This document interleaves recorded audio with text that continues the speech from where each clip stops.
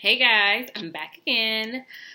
So I wanted to talk about coming out of a toxic relationship, or if you're still in one and you're in limbo and what you want to do. So, first things first. When we are in partnership and there's like maybe heavy toxic energy, or it feels like it's a karmic partner where you're meant to learn a lesson from them.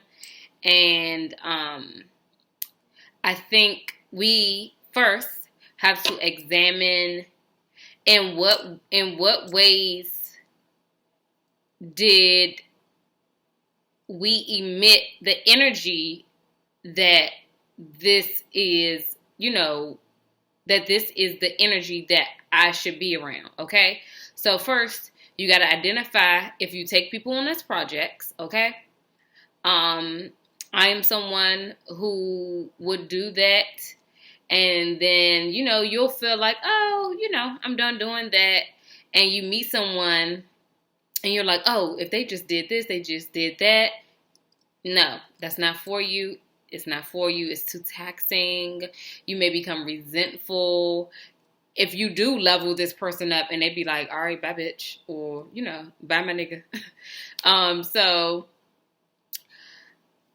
figure out what inside of you emitted that energy that I need to be in partnership, or I desire to be in partnership with someone who is battling with so many demons that they can't even be present, not present, but they don't know how to give genuine love or recognize it, right? So after you have recognized what parts of you attracted that, right? That's very important, because you'll find that you dated you dated Kevin, right? And you're like, oh my God, he took me through the ringer, blah, blah, blah, blah, blah, blah. Maybe 2 years later, you might get Kevin 3.0. He don't do that same fuck shit as the same Kevin, or she don't do that same fuck shit as Brianna. But, she still got a little remnants where it reminds you. It's like, oh, flashback. Ooh, baby, PTSD. I feel like I'm back in that relationship, So, get to the root of what attracted you to this person, like that trauma, right? Because you could be looking at, you want someone to heal your mother wound if you're a guy, right? Or you're woman. Or you could be looking for someone to heal your father wound. I don't know if I said mother or father, but you could be looking for somebody to fulfill your mother or father wound. And shit, for some people, it's both. And for those type of people, they don't know how to receive genuine love if they were not, directly placed into a loving environment where they were supported and all those things, right? Because, I know of people who were not with their biological parents and they were raised, with a family. They're very loving, but at the end of the day, you're still going to experience, some like abandonment issues, because everybody wants to, be connected to the person who birthed them, right? Know that sometimes your parents, being a parent can be very taxing for some people, right? Some people may feel like they're not good enough, like, to do that. Like, they don't want to do you a disservice and have you living from house to house to house to house.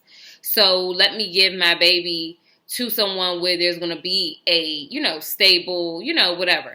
But yeah, figure out if it's a mother or father wound, because then it would be great for you to do some shadow work. Because when you approach relationships and you have issues, say for instance, you had a dad, and there were maybe your dad didn't connect with you on an emotional level that you would have liked. You might seek out partners.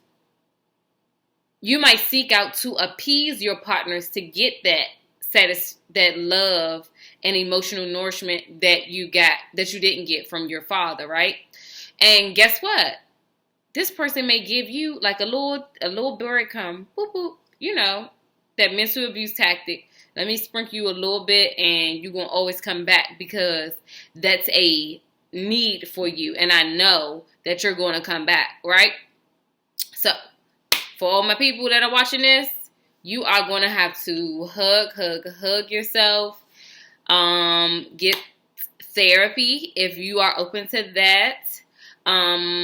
If you're open to getting spiritual cleansings, Reiki, doing shadow work with a spiritual person, I say do the whole motherfucking kit, okay? Because there's always another layer of healing for you to do, okay? Now that first layer is going to be like, woo, oh my God, all these feelings, all the things. But you can do it. You're going to have to cry it out sometimes. You're going to have to journal sometimes. You're going to have to, just talk to a listening ear. Don't, when you are dealing with a toxic person or just, karmic, whatever, don't seek guidance from someone who is very black and white. Like if you tell them, oh, I'm dating this person and this happened, and they like, oh, just leave. For some people, it literally feels like death to separate from some people, right? Because most times when we're connecting through ego, when we're attaching through our ego, your ego is like, oh, you're fine, you don't gotta leave, stop what you're doing. But your soul is like, this isn't it, like, this ain't it.